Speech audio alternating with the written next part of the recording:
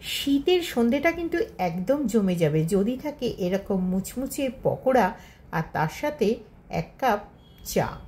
কি বলেন? তবে দেখে নিন এই কড়কড়ে পকোড়াটা আমি ফুলকপির কি করে বানালাম।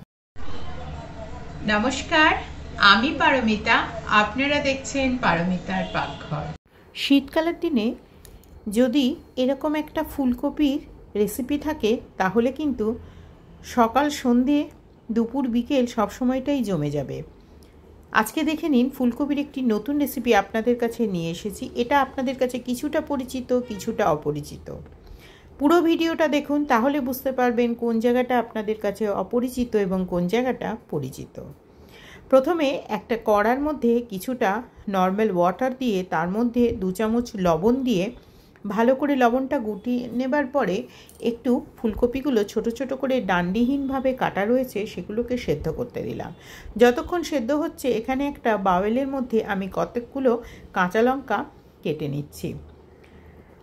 ঝালটা আপনাদের নিজের উপর নির্ভর করে। দিয়ে দিচ্ছি 1 চামচ ঝাল লঙ্কা বা দেগি লঙ্কা, তার সাথে 1 চামচ দিয়ে দিলাম একটু হলুদের গুঁড়ো, 1 চামচ জিরের গুঁড়ো, আর দিয়ে দিলাম একটু চালের পাউডার, আদা এবং রসুনের পেস্ট এবং স্বাদমতো লবণ।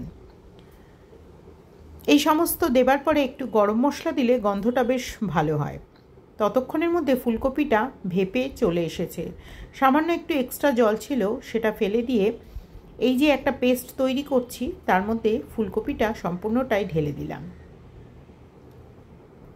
আচ্ছা, আপনারা কিন্তু কমেন্ট করে জানাবেন যে আপনাদের কোন জায়গাটা অপরিচিত লাগছে আর কোন জায়গাটা পরিচিত লাগছে। আমি কিন্তু শেষে আপনাদেরকে এই কথাটা পুরোটাই বলবো।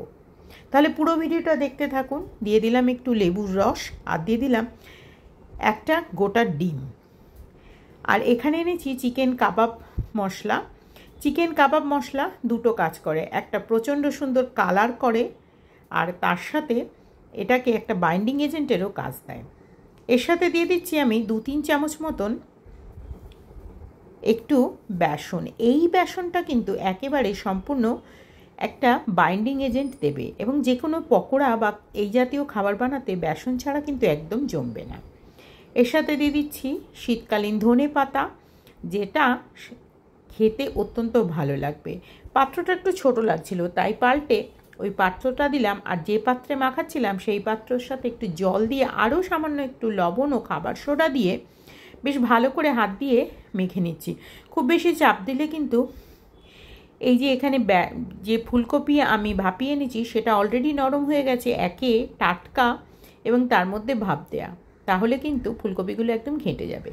হালকা হাতে মেখে নেবার পরে একটু গরম তেল দিয়ে দিলাম। গরম তেল দিলে দুটো কাজ হয়, একটা ব্যাটারটা খুব সফট হয় এবং ভেতর থেকে ক্রিস্পি হয়। কোন জায়গাটা অচেনা আপনারা অবশ্যই এতক্ষণে বুঝেই গেছেন। অচেনা জায়গা হলো ডিম দেয়া। ফুলকপির পকোড়ায় কিন্তু সাধারণত ডিম দেয়া হয় না এবং আদা রসুনের পেস্ট দেয়া হয় না। এই দুটো নতুন ইনগ্রিডিয়েন্টস মেশালে কিন্তু বেশ লাগে। আর যদি কুচো কুচো করে পেঁয়াজ দিতে চান সেটাও দিতে পারেন।